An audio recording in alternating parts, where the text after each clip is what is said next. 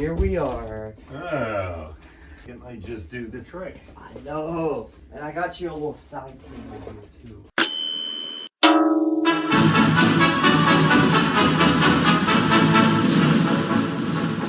Yankee Doodle came to town. Alright, so I didn't write an intro for this one, but today we are going to be talking about, did baby boomers essentially destroy society? Destroy society. Have you seen that sort of rhetoric floating around, Eric? People blaming? Actually, no, but I'm not very attentive to that kind of thing on that particular subject. It happens to be something I'm obsessed with, is analyzing the generations. It's really interesting because I'm a millennial technically. I might be a late Gen Z, or no, I'm a young millennial, an old Gen Z. When were you born? What's your time period? 91. 91. The year communism fell in Russia, by the way. Oh boy, yeah. The U.S. or whatever it was. The USSR, right. It literally fell a couple days before I was born, which I think is notable, you know? A lot of weird stuff happened. I almost think the New World Order technically started around that time. At the time you were born? That's like around the time they started saying New World Order on TV. But so have you heard of the meme "Okay Boomer"? No.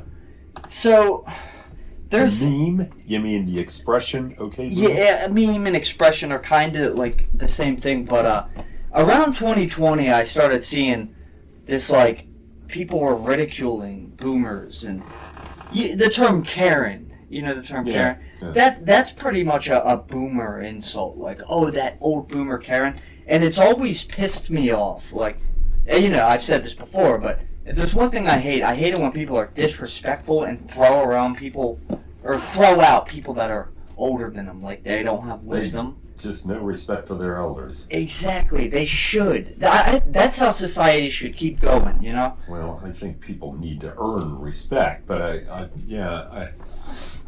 Well, that's why it's so hard to quantify who's a good boomer and who's a bad. You know what I mean? Well, you have to meet them and talk to them for a while to get some kind of a feel for who they really are and where they're coming from.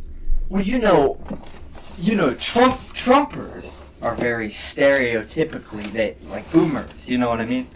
Like, especially the QAnon crowd.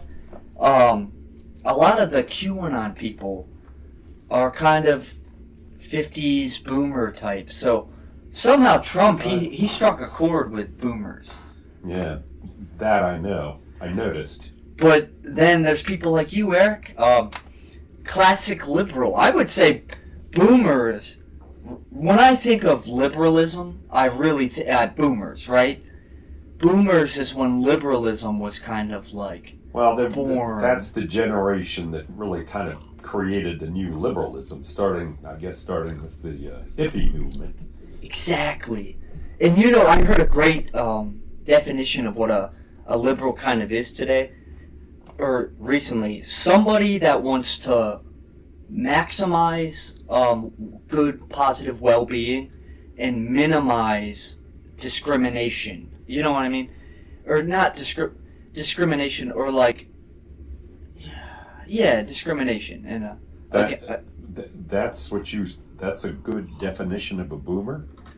No, of a liberal. A liberal wants to maximize well-being, having a good, well-rounded life, and they want to minimize discrimination and bigotry. Well, those are certainly cardinal parts of it. Yeah. Parts of being a liberal, sure. And I hate to say it, this might sound crazy coming from me, but the more I look up what a liberal is, I hit all the check marks. I basically am one.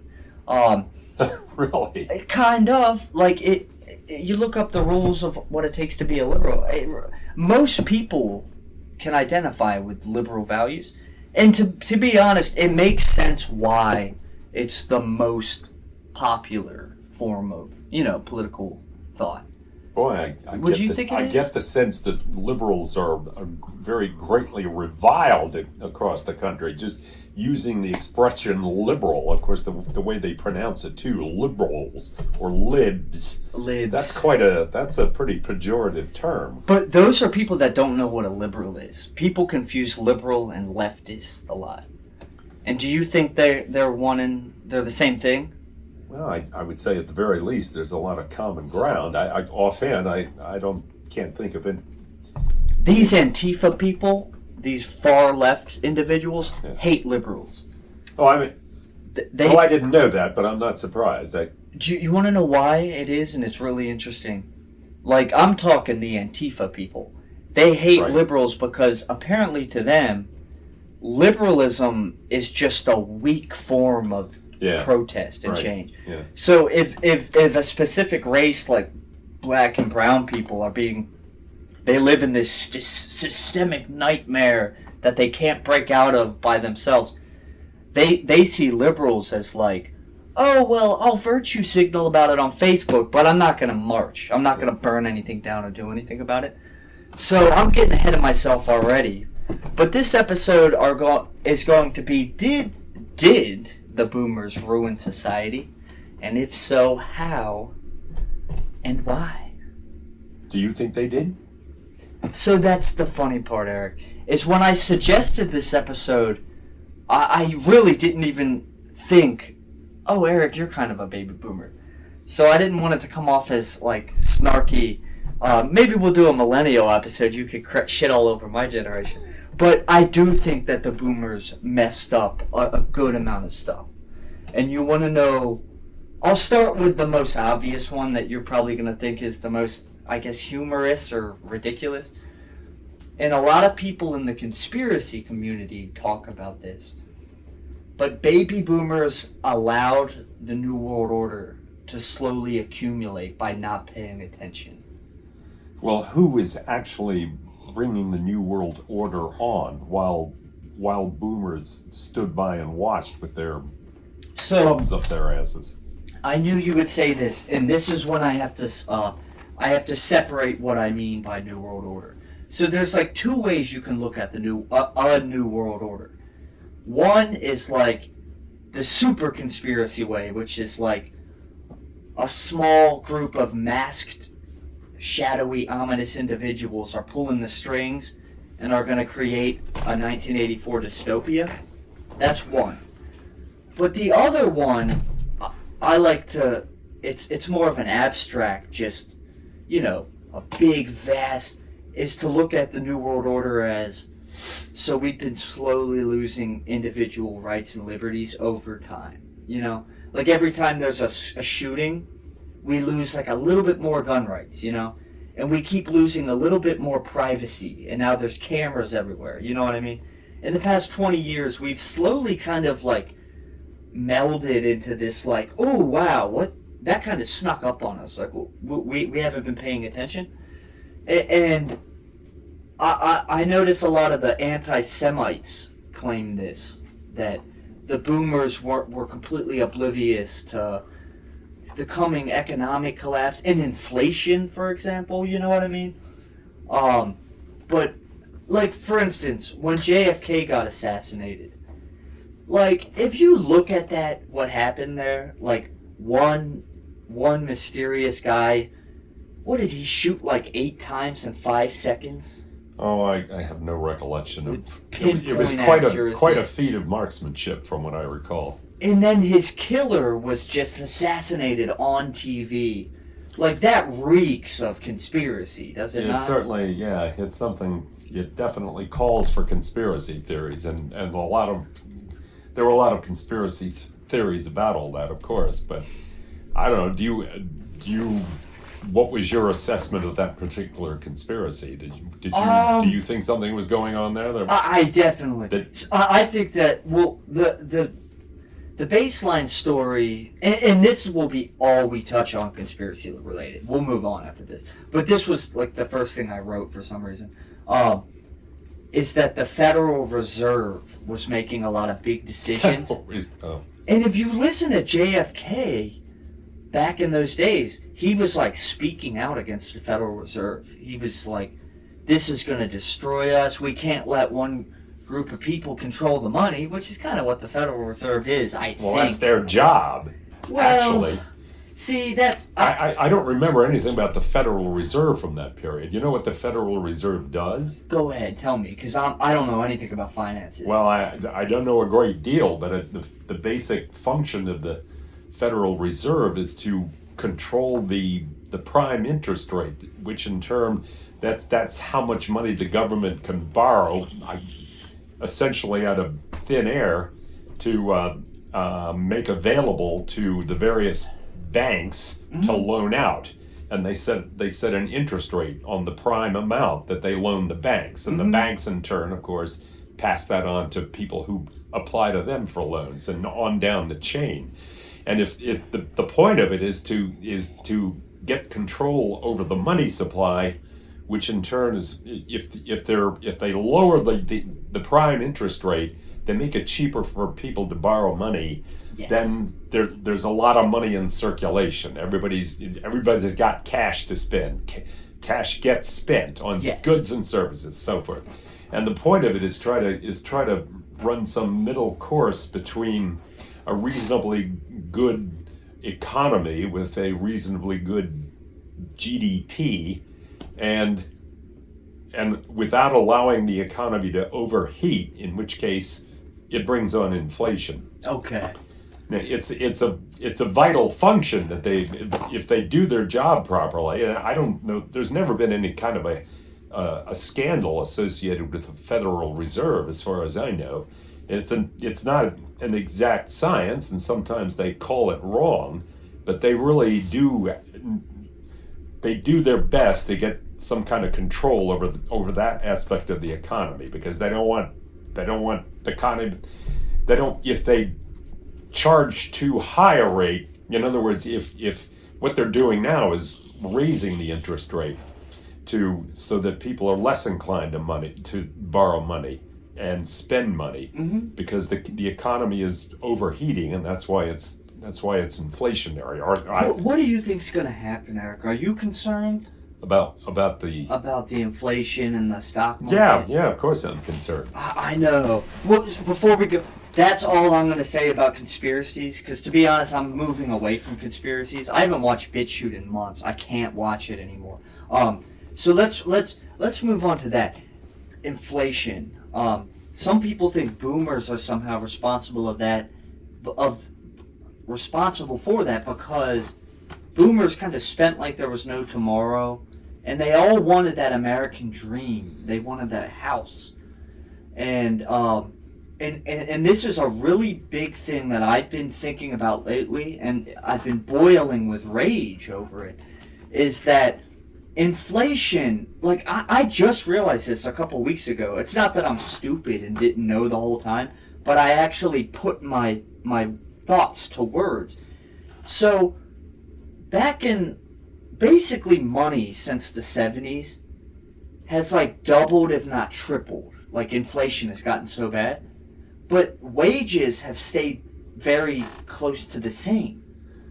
Well, actually, no, the wages have gone up since COVID started fading and people started going back to work. They thought that people would just line up for the jobs that were lying fallow because so many people had left their jobs. Yeah. Because they were afraid of catching the virus on the job. Uh-huh. So they raised minimum wage a little bit. I think they did. They did raise it a little bit. But that screws everything. No, not in and of itself. The employers were raising wages. They found to their surprise that people weren't flocking to these new jobs that were opening up everywhere.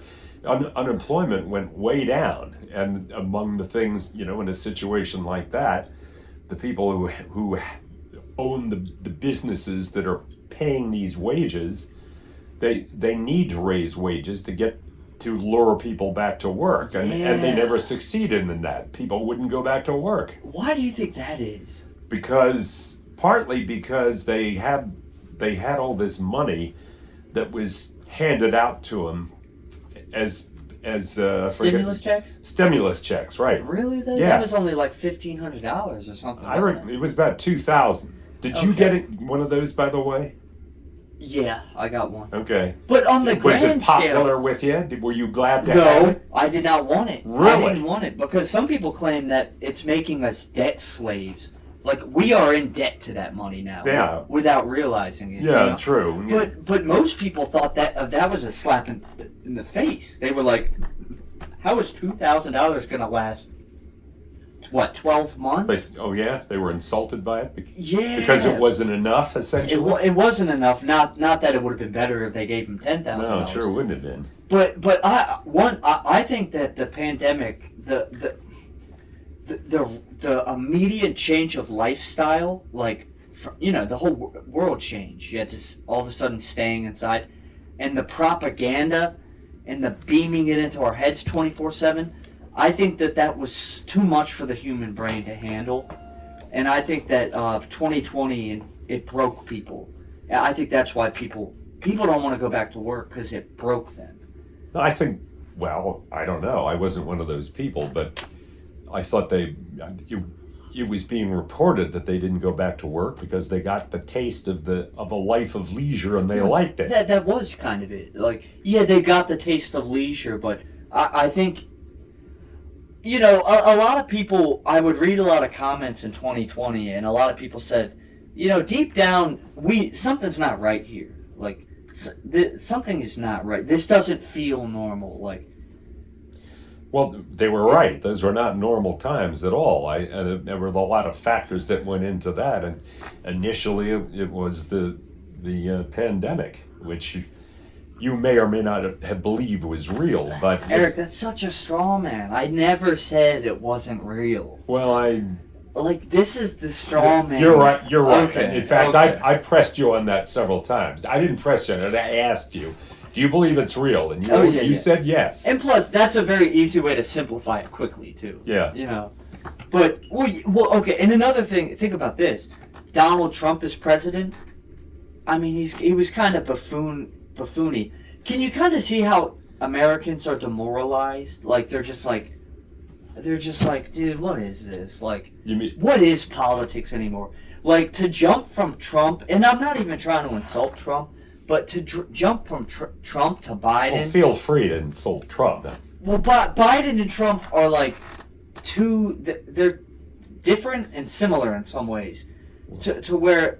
They're so different from what we used to imagine the president would be, Well, I don't. Like what Trump, do you mean? Trump is like a bull in the china shop, very insulting, has no filter. I could see why that would shock liberals and make them not believe in America anymore. It make them anti-patriots. You know what I mean? Well, how did you feel about it? Well, I got into politics in 2020, and I liked Trump. Because Trump was saying all the things. I remember when you liked him, and you went through several cycles of liking him, and then not being so sure, and then liking him again. Yeah, because I never believed that the president had too much power. I've always thought of the president as like kind of just a showman, like to calm people down and to keep the stock market steady. Well, that can be part of a presidential function too, but there is a lot more to it than that, unless that's all the president himself is capable of doing.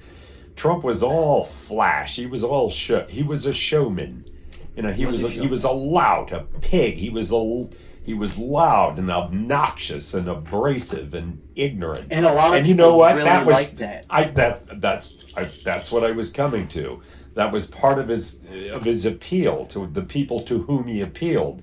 They like that. They like people who are showmen. Well, you want to hear something interesting? Is that millennials from my generation, prior to Trump, believed that voting was rigged. There was no point to vote.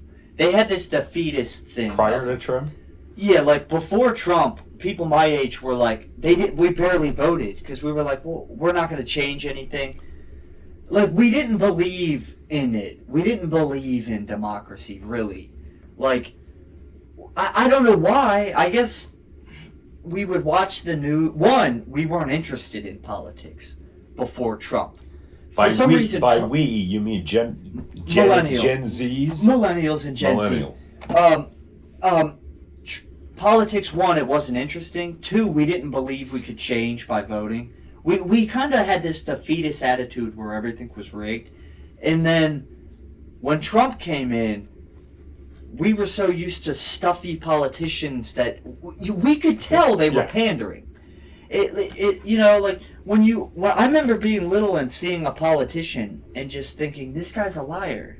This guy, whoever he was, is going to say whatever he wants to make the people happy. That's how we viewed it. And then Trump coming out and insulting Rosie O'Donnell, and just saying all this brave shit was really appealing to a lot of us. Oh, I recognize that immediately, and that's why I also immediately recognized a mortal danger in Donald Trump, because he was a demagogue, a rabble rouser, and that's all he was. But let's move on from Trump, because you and I, we've gone.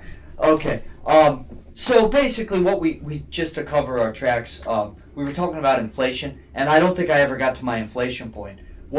So when I was like, and we'll move on from this, but when I was like 13, I think the minimum wage in Maryland was $7.25. In some places, it's still very close to that. But since that time, inflation has gotten really insane. So even if we went up to $18 an hour minimum wage right now, I still don't think it would be enough to be what they call a living wage. Not that I agree with living wages. America's a meritocracy, where the best win, Quit complaining that you're not fucking able to afford a house. People don't need houses. That's another thing about millennials. We've lost, we don't really believe in marriage as much, and we don't believe in owning a house, like the Andy Griffith Show style American dream as much. But when I think of your generation, I really think of that. I think of Mr. Jones going to get his paper in the morning, and the mailman and the milkman. So, have you noticed that? I don't know how many millennials besides me, but that we don't get married as much, and we can't afford houses, and I don't even think we want houses that much.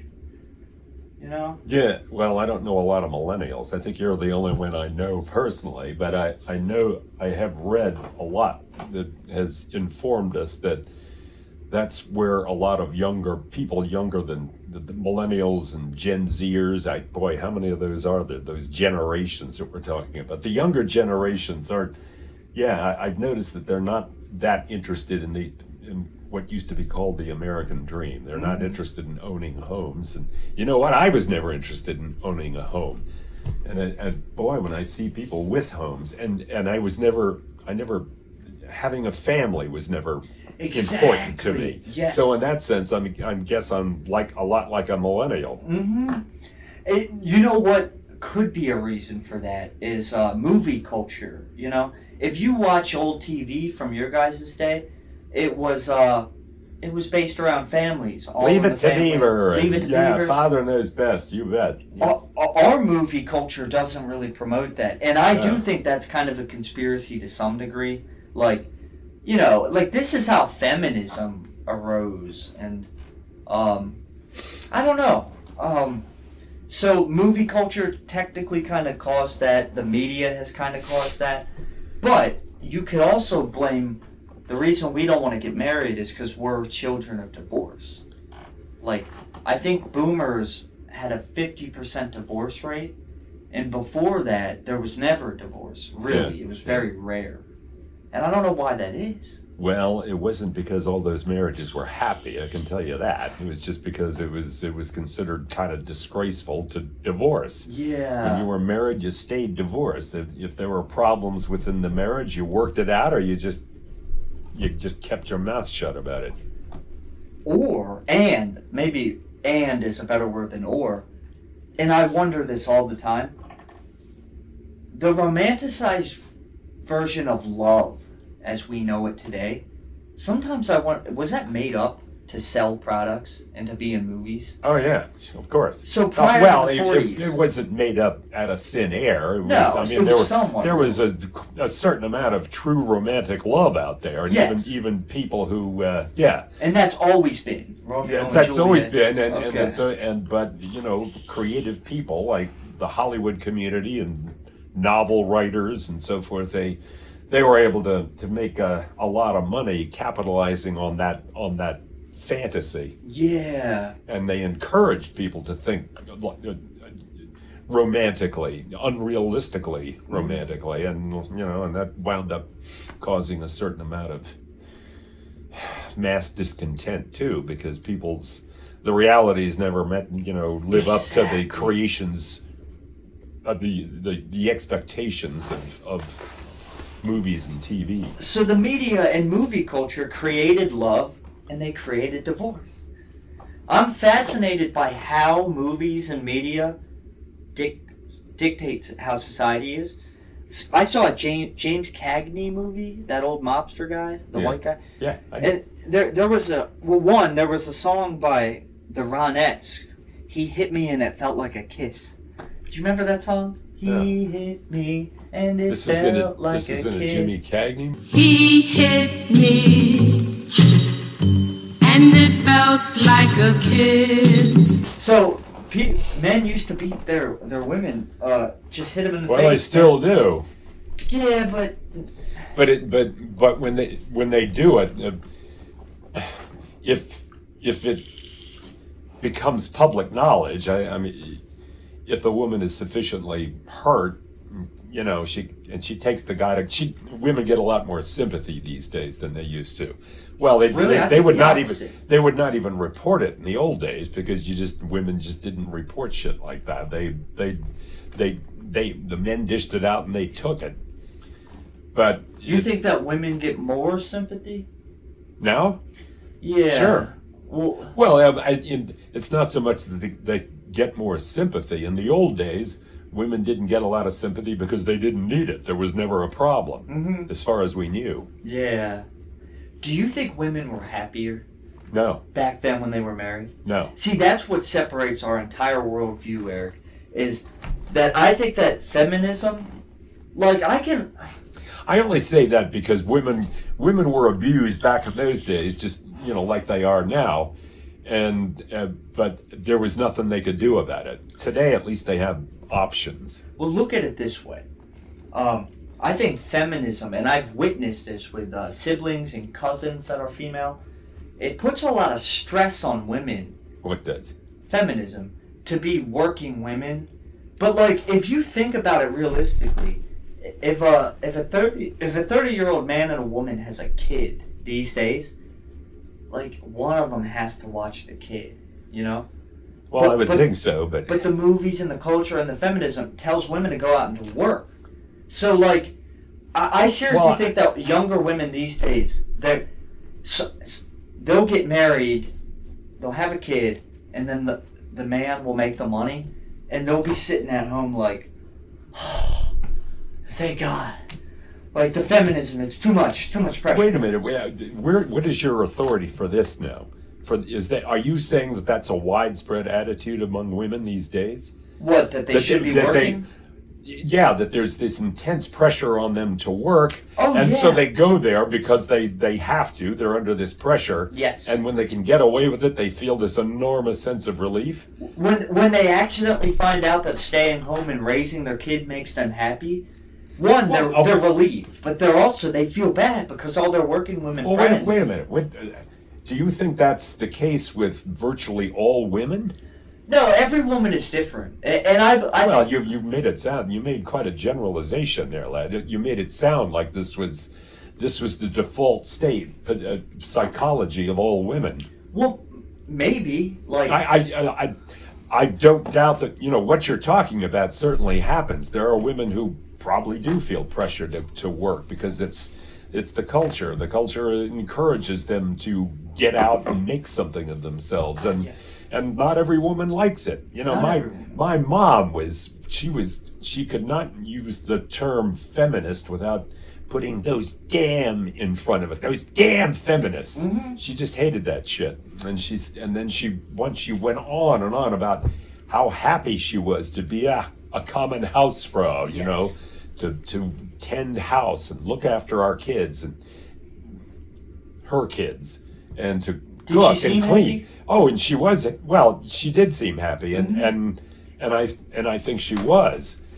And I said, Mom, that's great, that's fine, and nobody's trying to take that away from you. But not every woman feels that way. Some women want to get out there and work and have careers, and they absolutely should. And I think that's an American. That's a must for America. Is that any individual should be able to do whatever they want. Yeah. But let me put it this way, Eric. You're a firm evolution believer guy. So from how I understand evolution, like, you know how they say that people who have insomnia, they might be from the stock of night watchmen, people that did night guards. Like, you know, if a person does something for long enough, it's in their genes. You know what I mean? It's like the Irish and drinking. They're always drinking. So the Irish are more predisposed to alcoholism.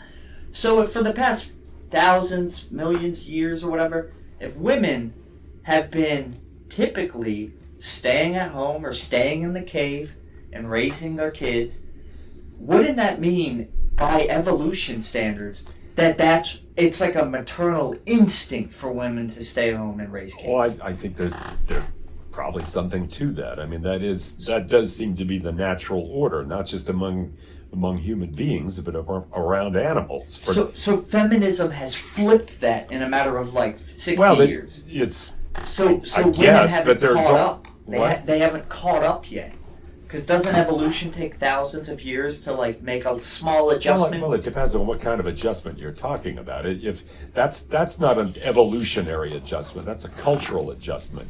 There was, you know, back in the Stone Age, yes, women stayed home. They kept the fires burning. They bore the children. They probably cooked too. We can't be sure of that.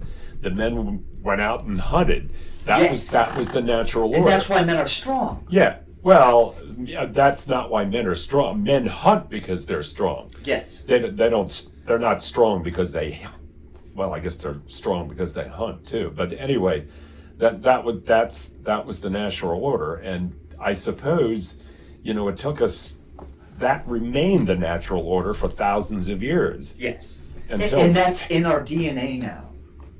Could well be. Okay. But nevertheless, it is possible for some individuals to deviate from that pattern. Which is why I think feminism, by this whatever the standard you just said, feminism used to be kind of a small niche thing, right? 60s I don't and know. 70s. I guess it probably started out small. It kind of like transgenderism. The transsexuals and transgenders used to be very small, like 0.5 of 1%. So transgenderism, much like feminism, is kind of exploding right now. And you think it's... So there's got to be like the 90% of women that are like, hey, you know, like when a woman looks at a baby, you know that they get dopamine when they look at their baby. It makes them happy. Yeah. And that's what keeps women drawn to their kids and to protect them. Right. Well, their bodies actually create hormones that do that. But those hormones just come on when they're pregnant and when they deliver. Mm-hmm. After those hormones go away, eventually after a discrete period of time. So what we have here is we've completely flipped the script. And when I say completely, I mean completely. Like, no joke. If you watch a movie today, the women act exactly like the men used to, and the men act like the women. It's very subliminal, and I wish I had an example in my head. I had one.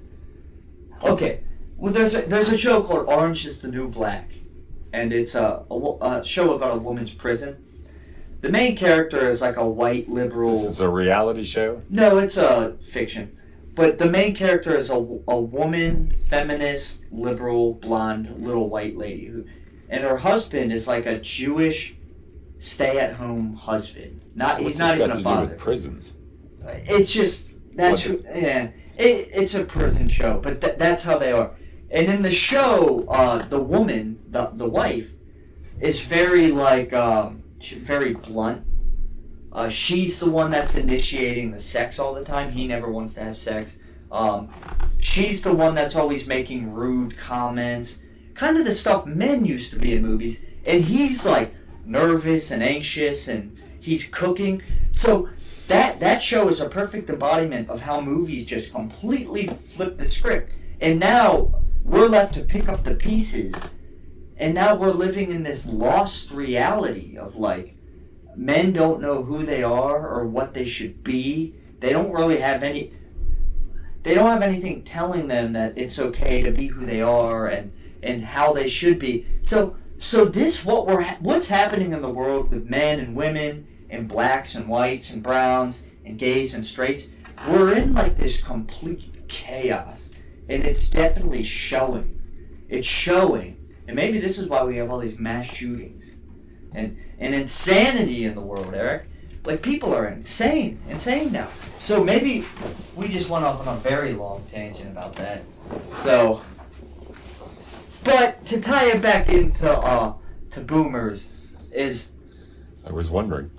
So when you were younger, Eric, when you turned 18 and moved out of the house, I imagine that boomers had a couple things in mind.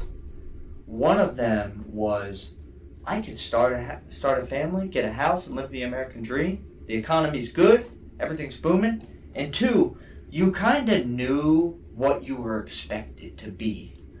Because when you watch PSAs from back in the 50s and 60s, they were PSA, like public service announcements. They were very based in like conformity. Everybody wore suits. Yeah. And there was like order and structure. So, boomers, you guys were lucky enough to have that, but we don't have it anymore. Is the point I'm trying to make. Okay, you're saying that boomers' lives for boomers were still pretty structured, and there's no structure anymore. No structure. Well, you're right about that, but there was a downside to that. What was the downside? The downside was I was effectively discouraged from thinking for myself. Yes. There was a little too much structure. Now, mom and dad, they were very conservative. They were very religious, and they believed in that kind of structure. And we were overtly and innately just discouraged from thinking for ourselves. And you hit that rebellious age. Well, so what did you do? I did. Now, and I still can't fully account for that, because most people who have a childhood like that and who are raised like that by parents who are like my parents, it sticks with them for the rest of their lives. Every now and then you'll get somebody who will rebel. Mm-hmm. I rebelled. Mm-hmm. I don't know why. Maybe it was some kind of a flaw in the way I'm wired in my brain. Yes. But in fact, all my siblings turned out to be pretty godless and non-conformal in one way or another. I got one brother who has a wife and kid, but he's miserable. My one camera just broke, but that's good. But this one's working. This is another big thing liberals did, is they sort of, I imagine that your parents were kind of strict. They probably hit you. They hit you. They did not spare the rod, as they say. And the bullies hit you too. Bullying nowadays is more mental. It's not, you don't get beat up by a pack of kids now. Yeah. Like in the good old days. Like in the good old days. So I think boomer parents, they wanted to drown the kids in gifts and money and love. And of course we got too much love. Because we can't handle criticism and we can't handle failure. My ability to handle stress is fucking awful. It's almost fucking non-existent. And I tend to not like to play the victim, but sometimes I just embrace the victim. When it comes, You mean you like being a victim? I don't like being a victim, but when I think about, but when I think about boomers and how they raised us, all I see is a bunch of video game addicted. Give me a second. You're right. You're right about that. I don't know if that's entirely the fault of boomers. I mean, boomer parents couldn't see that coming when they started having children. They didn't know that the information and video game technology was coming, and they better prepare their kids for it, or discourage it, or encourage it, whichever way they were inclined to go. Mm-hmm. Of course, a lot of the people from a lot of boomers became just like it. They were video game addicted. I know people my age who are video game addicted. Yes. And which I personally, it just appalls me, but I obviously don't speak for everybody there. What they should have done was they should have taught us more, I say this all the time. They should have taught us how to slowly try to achieve our goals. They should have taught us how to cook at a younger age. Here's another thing did you see the part of the video where they said, they dropped funding for a lot of classes that we needed, like life skills. Yeah. And they focused too much on horse shit, like science, like stuff that we don't need to know about, and math. And math! Wait, Who needs wait to a know minute. math? Are you being sarcastic there? Not really. Because you think there's too much emphasis on science and math in our educational system? yes. Science and math, technically, they should have been able to predict that fucking calculators were going to do all this. You know? How did they not see that coming? I don't know, but it's not just about calculators. I mean, I don't think any society, any culture, any country can long endure without a familiarity with, at the very least, and some mastery of basic science and math skills. But back in the 90s, when they were raising us millennials, they should have been like, okay, so a couple years ago, it was rare to have a shitty calculator, but now we have one that can do all this. Now we have the internet. Why didn't they predict that technology was going to be so damn good we weren't going to need it? And I mean that, Eric. We're not going to need it soon. Not going to need what? Math. We're not going to need math soon. You mean because it'll be done for you on your calculator? Exactly. The upward Well, yeah, trajectory but of how did we technology. get those calculators? Somebody invented the calculator. Somebody decided to go into the electrical engineering field, and they were invented. Now they're inventing things Okay, that can invent now. Yeah, and they right. should have been able to predict that. So what they should have been teaching us was how to freaking cook over easy eggs. Well, they should have done that too. do I'm our not saying they taxes. shouldn't have, but And apply for jobs. that's what you call a liberal education, or liberal arts, as they sometimes. You teach kids a little bit of everything, and sooner or later they're going to be able to decide which they want to emphasize, what aspects of the education that they received will be most valuable to them as they go through life. If some kids are just fascinated by science, and they want to go into engineering fields, they want to become 2% doctors. of kids are interested in science. Yeah. Why did they teach it to That's all a of damn us? tragedy. Why did they teach it to all of us? What?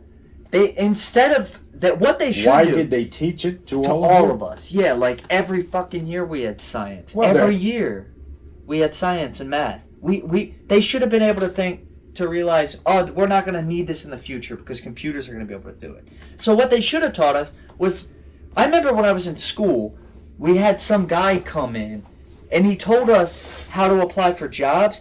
And one of the things I remember he taught us was that you shouldn't have an email like Death Metal Rocker 69 when you're applying to a job because it looks not professional. He was basically saying, have a very professional sounding email, and this is how you socially engineer your way into jobs, and it's all about networking. That's the valuable stuff. Why didn't they teach us finances? They didn't teach us how to invest in the stock market or do any of that shit. That's the stuff they should have been teaching us. And I know hindsight is 20/20, but Dude, and plus, they make school so fucking boring that nobody wants to learn. They should have figured that out a long time ago. Well, you could be right there, but how would you have made it less boring? Okay. I can think of some examples of that, but... Well, what you could have done was, they could have like, rated us at age 5. Because when you look at, like, a 5-year-old, you can tell what he's going to become. You can be like, oh, he's artistic. Oh, this one is very analytical minded, very good at computers. So what they should have done is been like, okay, this is kind of like eugenics-y, but like separate us. Mm-hmm. You know what I mean? Yeah. And also, this is one thing I always hear from people, and I wonder, I'm actually interested to see if you agree.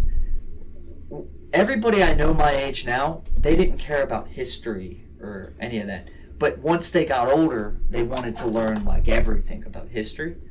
So they should have taught us how to want to learn instead of just reading boring shit. Well, I don't think you can teach someone to want to learn. Yeah, it's, you know, and I part of the reason that school was boring is because I kind of convinced myself that it was boring. When I look back on my education, I don't remember it vividly anymore, of course, but what I do remember, I'm fairly impressed. But I think I got a pretty good quality public education in the schools now, and the tradition has been to give kids a liberal education in the grade schools.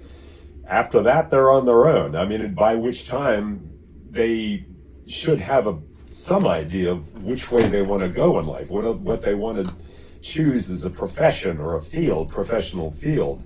Hardly any of them do, but you need to at least give them that chance. Yes. And by the time they're ready for college, hopefully, ideally, they'll start pursue it, and then they'll learn whatever they need in college. Mm-hmm. Now that's the way it's always been done, and it seems to have worked.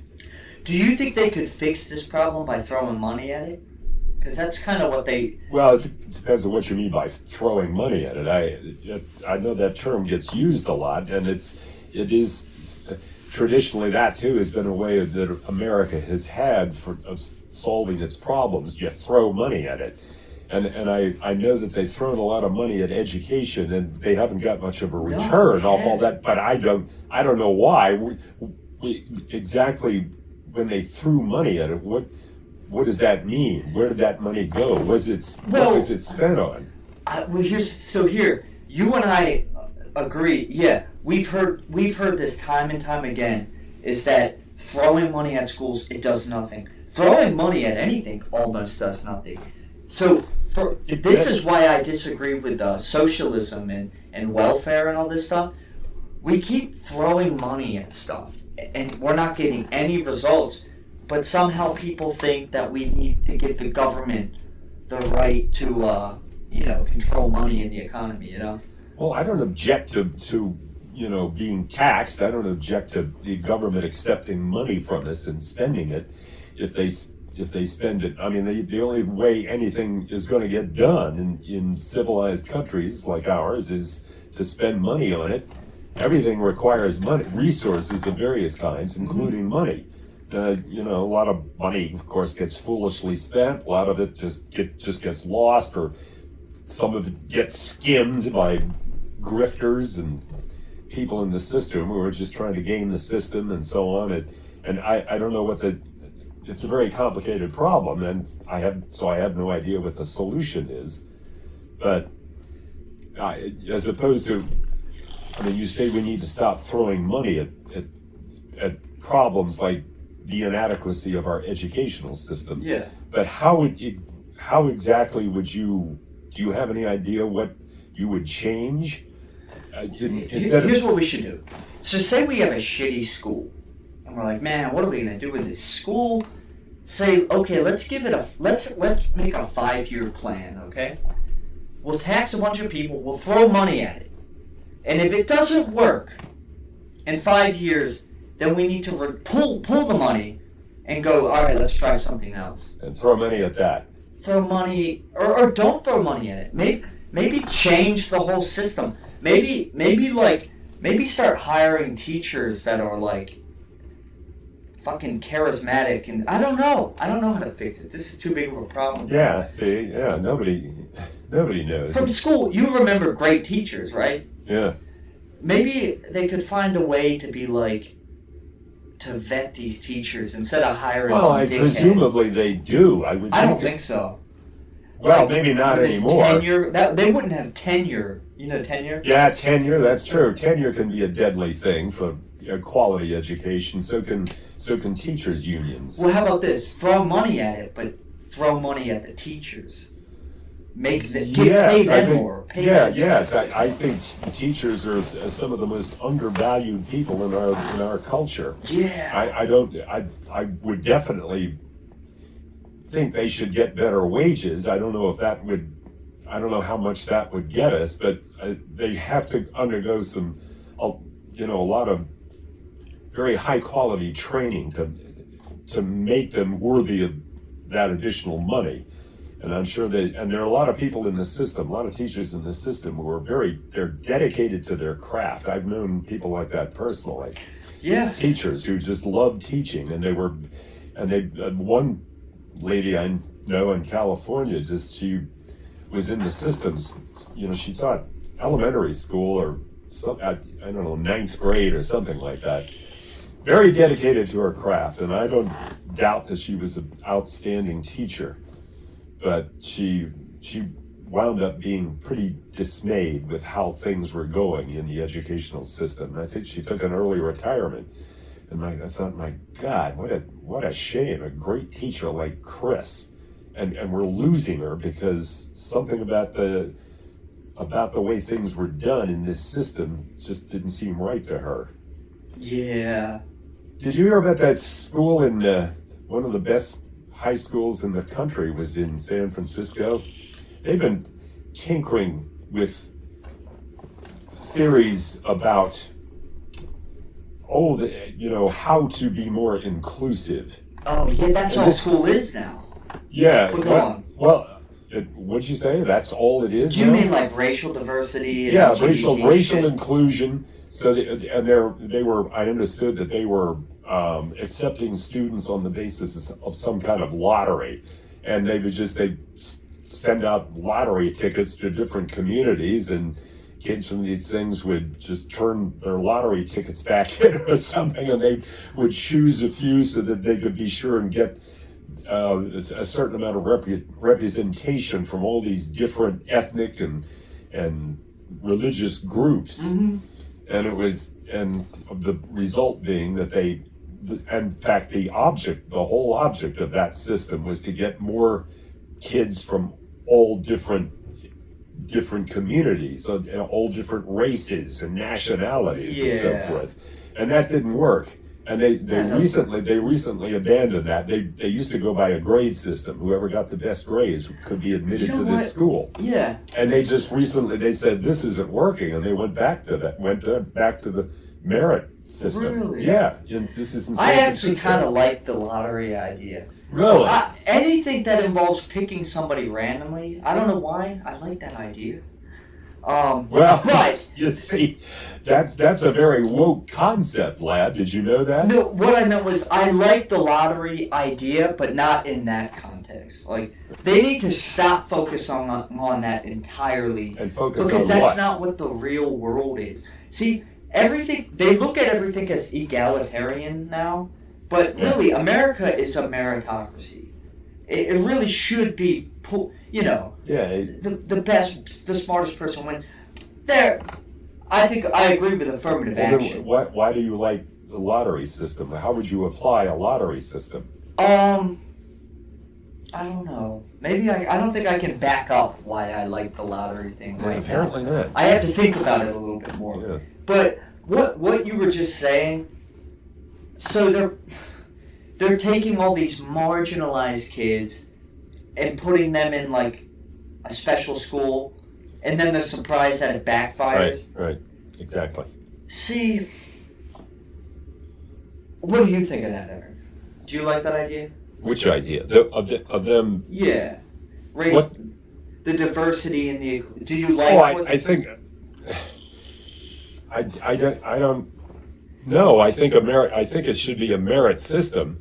But if you do that, I mean, you should also always try to draw and cultivate the brightest and the best. But then you're going to have some kids who are going to get left out because they're not among the best. They're not that bright. They're not that ambitious. What are you going to do with them? That's what they say happens with affirmative action when they pick a colored student. They'll put a colored student in Harvard, and they'll find out, oh, dude, this colored student is surrounded by the best of the best. Yeah. So, like, it's really uncomfortable for them. Yeah, that's why they started this thing up, because so many kids were feeling left out. Yeah, they were out of their league. They need to stop. It's never going to work. There's all these stupid Marxist concepts. They ignore human nature, you know? Yeah. The world isn't fair. Would you agree? No, yes, I would agree. So egalitarianism. Sooner kids learn that, the better off they'll be. Exactly. It needs to start fizzling out soon. Like, they need to stop with this bullshit. Well, maybe so, but again, what are you going to do with the kids who don't quite make it? I guess you can send them to trade school or something. Or maybe what they need to do. See, this whole philosophy, this leftist philosophy, if you think about it, it's really materialistic. And I'll explain why. So, in their worldview, they think that the evil white people are the happiest. You know, they're the bourgeoisie or whatever. This is what critical race theory and egalitarianism. They make it look like the rich white folks at the top of the hill making the good money are just super happy people. But they're not. Why? Why is it they think that the rich, or at least the middle class and the wealthy, means happy? So when they see these poor colored students or these transgenders or whatever, pick of the month, whatever it is, you know, like, they need to start quantifying what it even means to be happy, you know? Does that make sense? No, because, I mean, I see what you're getting at, and I sympathize, but first of all, you can't define happiness. Yeah. Look at the slums of Baltimore, you know? A leftist egalitarian person would look at that and go, look at all these poor minorities, they're living in the slums. Yeah, their life is going to suck to some degree because they eat at corner stores, you know? They have food deserts, you know, food deserts. A food desert is like where colored people don't have good grocery stores.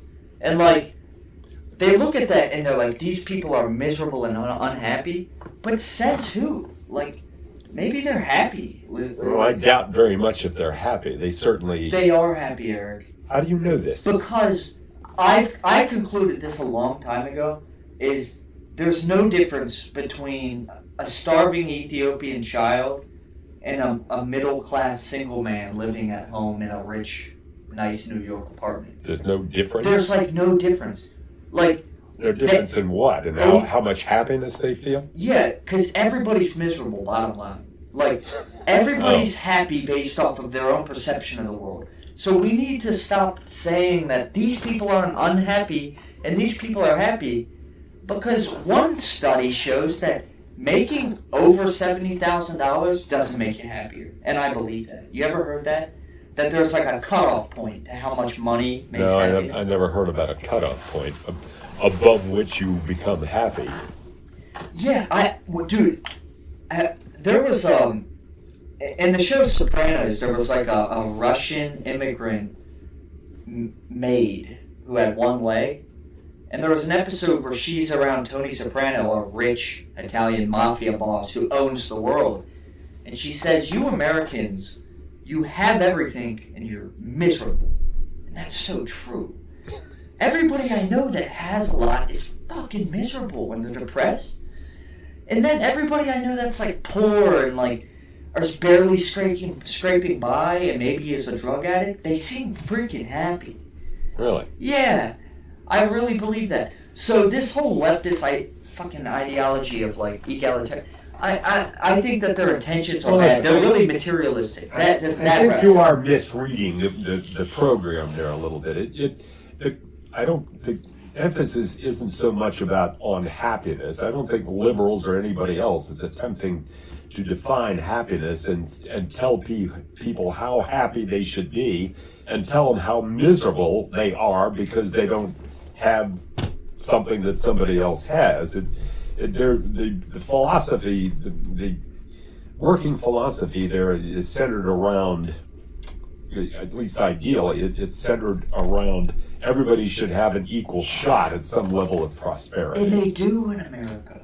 They really do.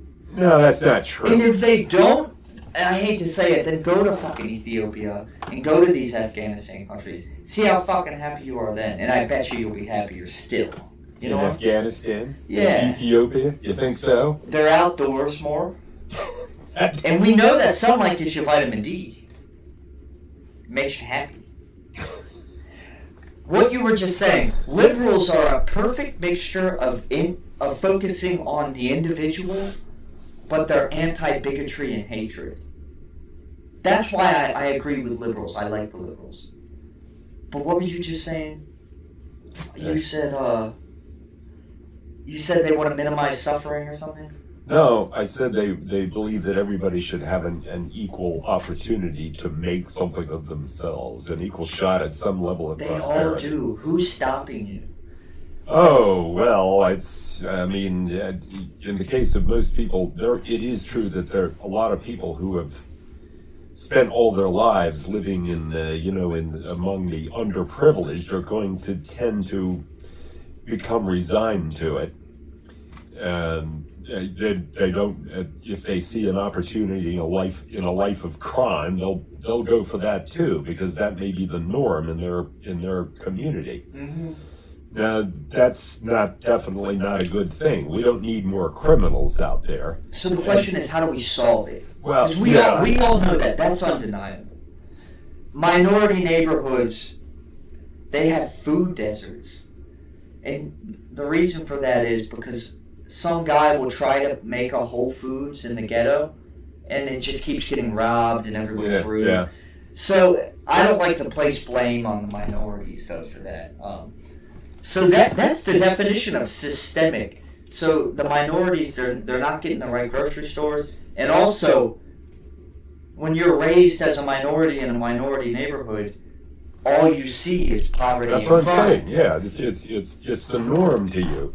You wouldn't know how to function in any other kind of neighborhood. I hate to be. We're making generalizations here about people who live in communities like that, but it's true. You live in that kind of a culture. You tend to adapt. You adapt to it, and you essentially embrace it. You become institutionalized to it. Exactly. And you can. It's very difficult for you to conceive of living any other way. Exactly. So there are solutions. Everybody wants prosperity. Everybody wants to be rich. Exactly. Kids in the ghetto want to be rich too, and it's. I don't think that they see getting an education and trying to work for prosperity is a better way of getting it.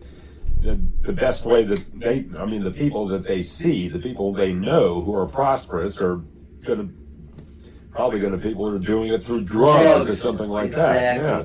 So this, what you just said, is basically politics 101, and it completely separates what makes somebody left wing and what makes somebody right wing. I think I came up with a quote recently. Take that incident that you just said. We have a problem. Minority neighborhoods, crime, drugs, blah, blah, blah, blah, blah. Same systemic crap all over. They can't get out of the rut they're in. A right-winger believes in order to change the world, you got to change yourself. And a left-winger believes in order to change yourself, you got to change the world. That is damn good, is it not? Well, I have to... I literally came up with that a couple weeks ago. Really? Yeah. Like, right-wing focuses more on, hey, don't be a victim, change yourself. You know what I mean? And then these lefties, they want to change the world. It's so unrealistic, and it always leads to a shitstorm. Socialism, everybody's pouring in a bread line. So, I happen to agree more with conservatives. Say you're a minority. Step one, stop blaming everybody else. Like, you gotta pick yourself up. You gotta change yourself. But become structured. And another thing, have the mom and the dad in the household. Yeah. And lefties are the antithesis of that. That's why Black Lives Matter, the founder, she won't say forefathers. She says foreparents. Because she thinks that mothers, like the mother is... No, that's not how it works. So yeah, that's that. That is that. And going back to tie this back into the boomers, I think that the boomers, they really, in the 60s, they started to pick up on this this very liberal approach. And what did it lead to? A great, prosperous America where gay people can get married now. They couldn't do that 60 years ago. And people are still crying about it. That life isn't fair enough.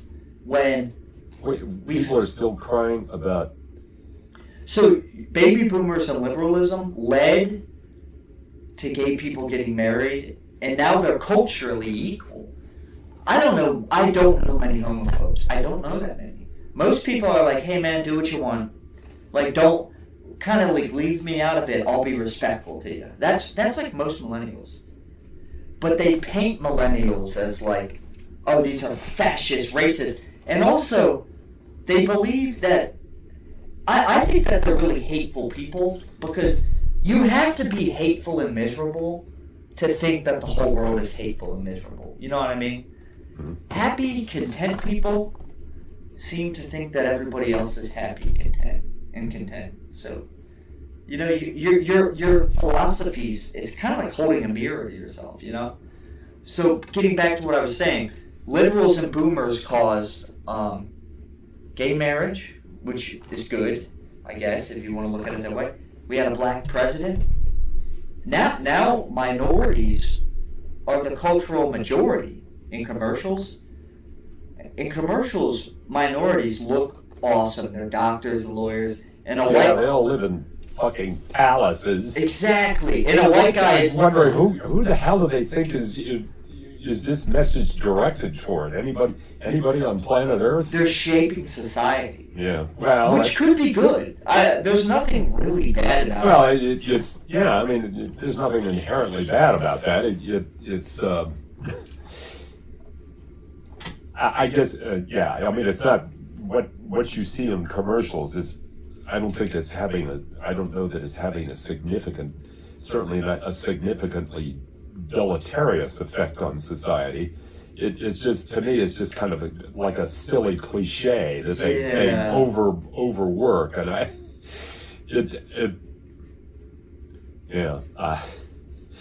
not sure where we were going with that. Well, it's kind of like that thing where, like, it kind of is just throwing a blanket on a bigger problem, Like, what is that term when a bunch of nice businesses go into a minority neighborhood? Gentrification?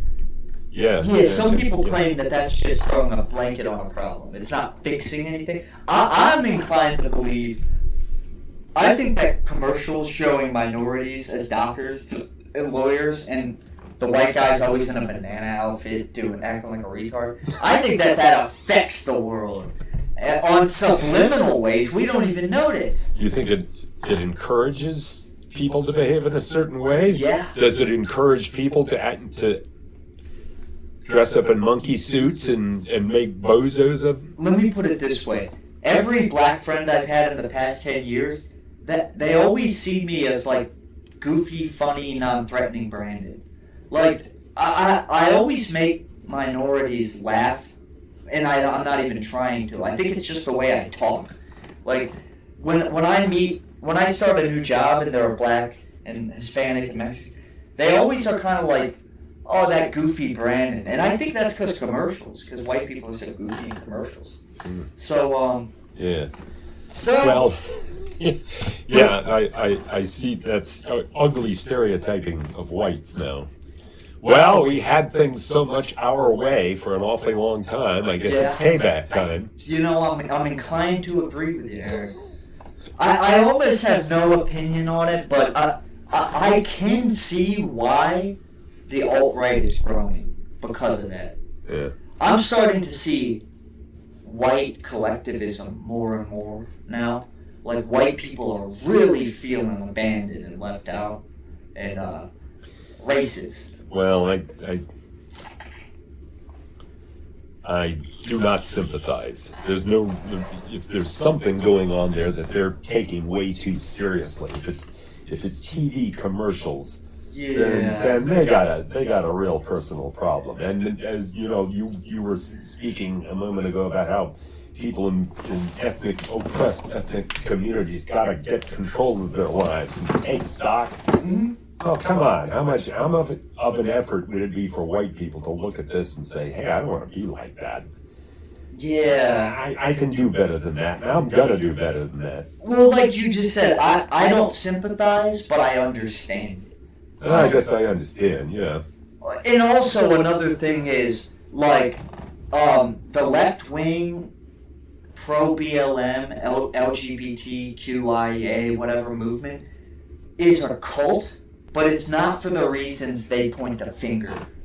They say, oh, they're a deep-rooted homophobe racist. No. It's actually not that at all. Everybody I know who identifies as right-wing, they can see the cultish, shut-down free speech angle. They can see the communist, Marxist angle to it. Where these people are freaking brainwashed. Like, want to wrap it up soon, Eric? Yeah.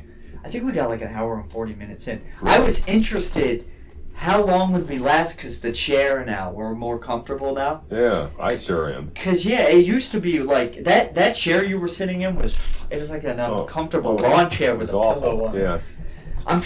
This is one interesting thing about our podcast, Eric, is what I do is I write down bold topic ideas and I write little tiny notes, but I don't read it. But then when we're done the episode, I realize I hit it all. I'm like, oh, I hit most of the points. So, next episode we can do Umberto Eco's fascism and talk about that. His checklist, fascist checklist. Because Antifa basically, I imagine they base how they perceive fascists by that list. I thought it'd be interesting to be like, to go through each of them and be like, oh, okay. Because I've been watching a lot of videos on what fascist means, and I've got a bigger understanding of it now. But it's the most vague term ever.